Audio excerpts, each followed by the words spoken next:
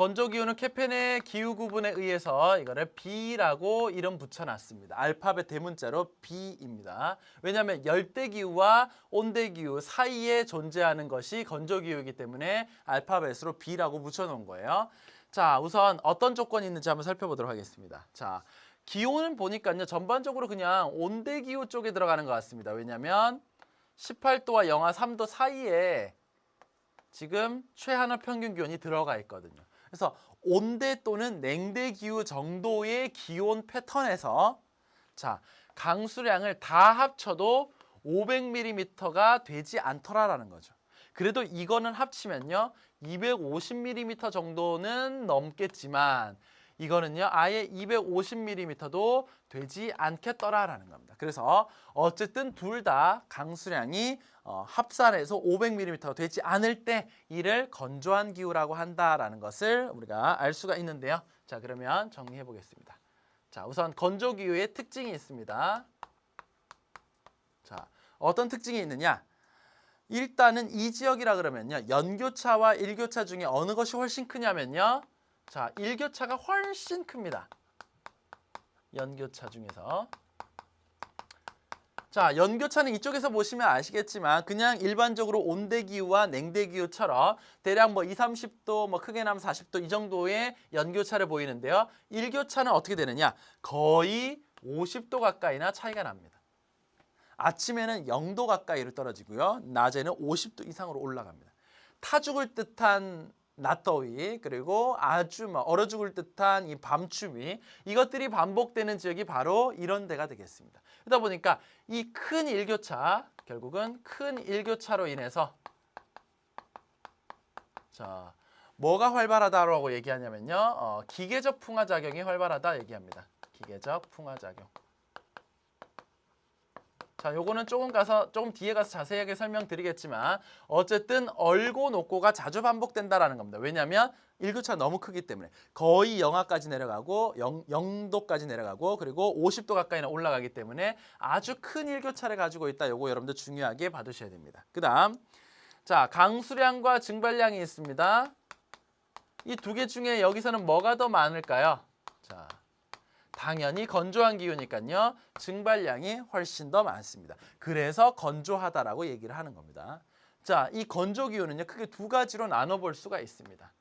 자, 500mm 이하면 무조건 건조 기후가 아니라요, 그나마 풀이라도 자랄 수 있는 데가 있고요, 아예 풀조차도 아무것도 자랄 수 없는 이런 기후가 있습니다. 자, 풀조차도 자랄 수 있는 기후를요 스텝 기후라고 합니다. 그 다음에 아무것도 자라지 못하는 이런 기후를 사막이라고 합니다.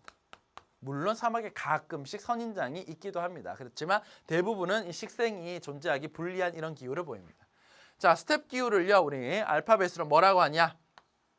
일단 건조 기후의 B, 그리고 스텝의 약자 S를 대문자로 씁니다. 왜냐하면 소문자로 쓰면요 썸머 드라이의 약자가 되기 때문에 이렇게 크게 쓰고요. 사막은 뭐라고 하느냐? 대문자로 B를 쓰고요. 대문자로 W를 씁니다. 왜냐하면 소문자 W는 윈터 드라이의 약자거든요.